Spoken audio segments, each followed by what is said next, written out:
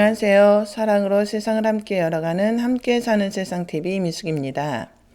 오늘은 치료의 하나님이라는 제목으로 여러분을 찾아뵙게 되었습니다. 사람은 자기의 육체가 병이 들어 아프기 시작하면 소문난 병원을 찾아가게 됩니다. 그러나 소문난 병원도 못 고치는 병은 많습니다.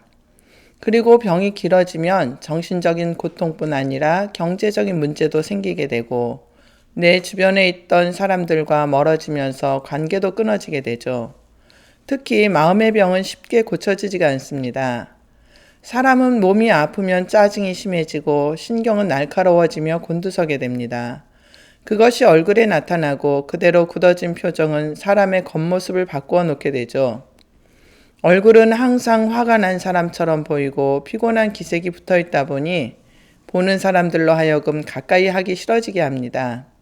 첫인상이 중요하다고 말들은 하는데 나의 첫인상은 차갑게 보여 나를 처음 보는 사람들은 쌀쌀맞고 아파 보인다는 말을 많이 했습니다. 사람들이 많이 모이는 장소에 가면 항상 듣는 말이 어디 아프냐는 말이었습니다. 아픈 데가 없다고 말하면 사람들은 나를 보고 하는 말이 꼭 어디 아픈 사람같이 힘이 하나도 없어 보인다고 말을 할 땐 그 말이 그렇게 싫을 수가 없었습니다.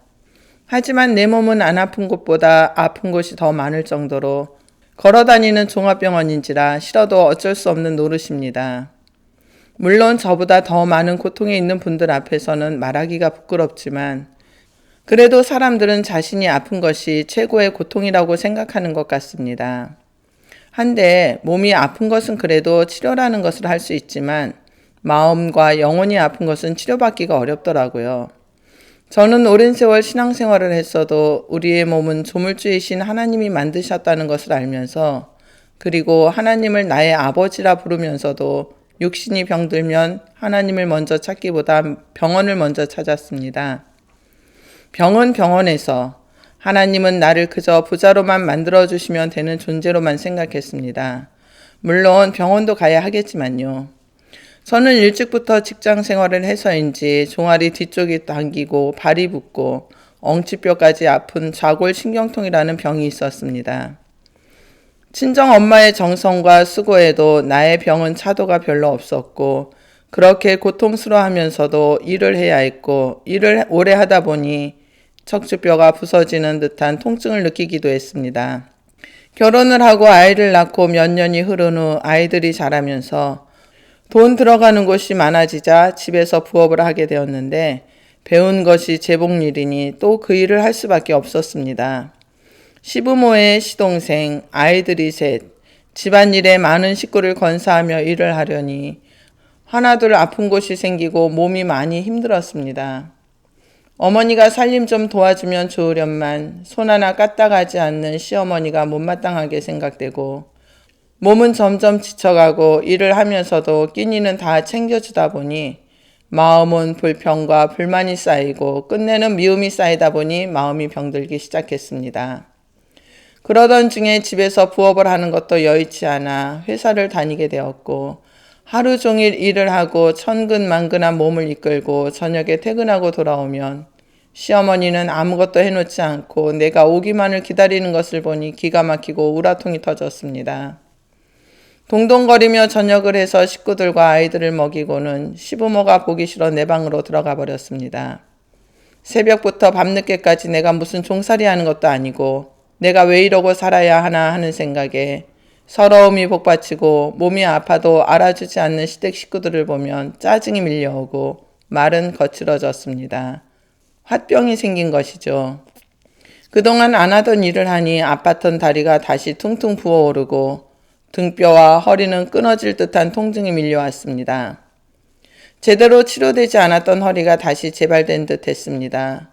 머리끝에서 발끝까지 안 아픈 곳이 없을 정도였고 특히 등뼈와 어깨는 부서질 듯이 아파 집에 오면 그대로 기절할 것만 같았습니다.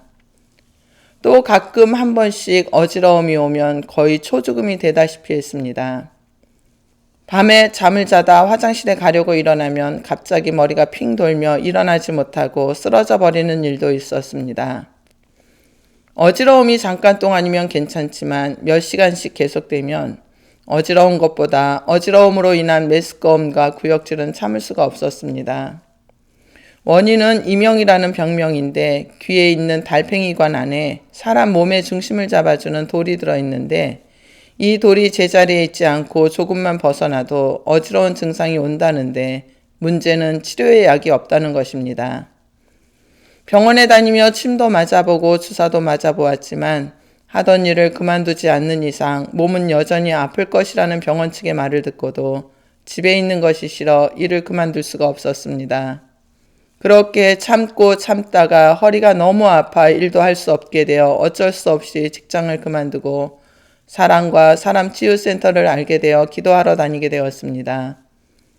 교회 성전 안의 중앙에는 기둥이 하나 있었는데 허리가 아프니 그 기둥에 기대어 예배를 드리곤 했는데 항상 그 기둥에 기대어 앉으니 어느 누가 그 자리는 앉을 수 없게 되었고 기둥으로 인한 기둥집사라는 별명도 생겼습니다.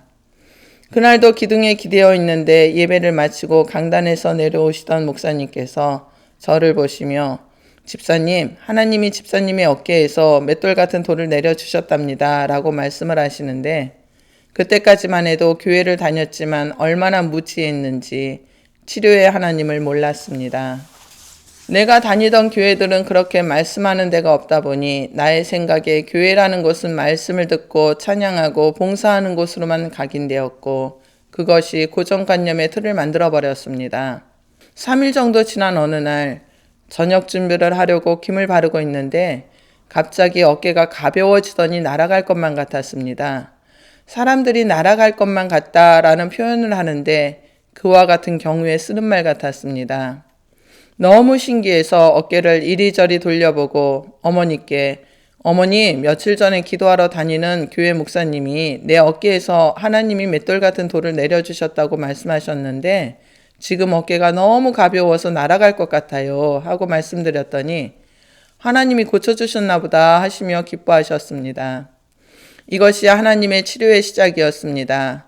하루는 아침에 일어나니 머리가 몹시 아파 약을 먹었지만 교회에 도착을 해서 예배 도중에도 계속 두통이 남아 있었는데 예배 끝에 목사님이 이사야 53장 5절 말씀을 주시는데 말씀 끝부분에 그가 채찍에 맞음으로 우리가 내가 나음을 입었도다 하는 말씀이 내 귀로 들려오면서 예수님이 나의 아픔을 치료하시기 위해 채찍에 맞았다는 것이 믿어지며 지금 주시는 이 말씀이 나에게 주시는 말씀으로 들리면서 순간적으로 머릿속에서 무엇인가 기둥 같은 것이 쑥 빠지는 것이 느껴졌습니다. 그 뒤로 내 머릿속은 그렇게 시원할 수가 없었습니다. 목사님께 말씀드렸더니 그것이 하나님의 말씀의 치료의 능력이라고 가르쳐 주셨습니다.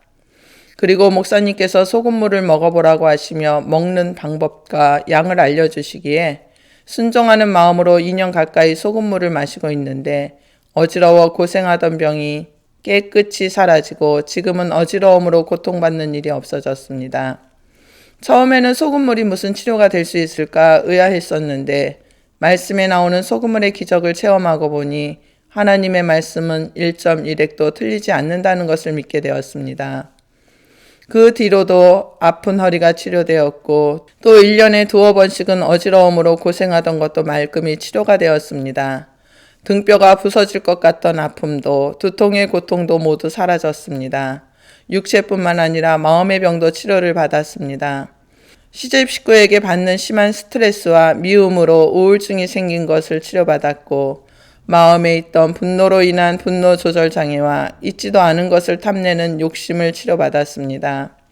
미움과 분노가 가득했던 자리에 기쁨과 평안이 들어오고 채우려고 해도 채워지지 않던 마음의 욕심도 내 마음에서 계산하는 것이 빠져나가면서 하나님의 사랑이 임하고 하나님의 사랑이 임한 마음은 천국을 누리고 살고 있습니다. 가지려고만 했던 욕심이 가득했던 자리에는 나누어주는 마음으로 가득 채워졌습니다. 하나님의 사랑은 육체의 병뿐만 아니라 마음과 영혼의 병도 치료하시는 만능 의사이신 기적의 하나님이십니다. 예수를 믿는 사람이라면 누구나 한 번쯤은 하나님은 우리의 모든 병을 치료하시는 분이시라는 것을 듣고 경험했을 것입니다. 그렇다면 하나님이 우리를 부르시고 치료하시는 이유는 무엇일까요? 그것은 하나님은 사랑이시기 때문입니다. 하나님의 모양과 형상대로 지으신 우리를 당신의 생명같이 사랑하시기에 우리의 마음과 육체가 아픈 것을 보고 있을 수 없기 때문입니다.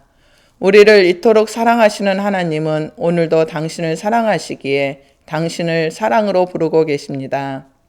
우리에게 생명을 주시는 하나님은 오늘도 당신을 간절히 기다리고 계십니다.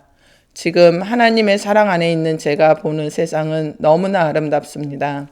이렇게 아름다운 하나님의 사랑을 당신에게 소개해드리고 싶습니다. 우리는 사랑할 수 있습니다. 우리에게는 가장 강력하고 두려울 것이 없는 확실한 사랑이 있기 때문입니다. 여러분의 생각을 댓글에 올려주시고 구독과 좋아요, 알림 설정 부탁드립니다. 지금까지 사랑으로 세상을 함께 열어가는 함께 사는 세상 TV 이미숙이었습니다. 다음 영상에서 만날 때까지 오늘도 행복하시고 평안한 날들이 되시기를 축복합니다.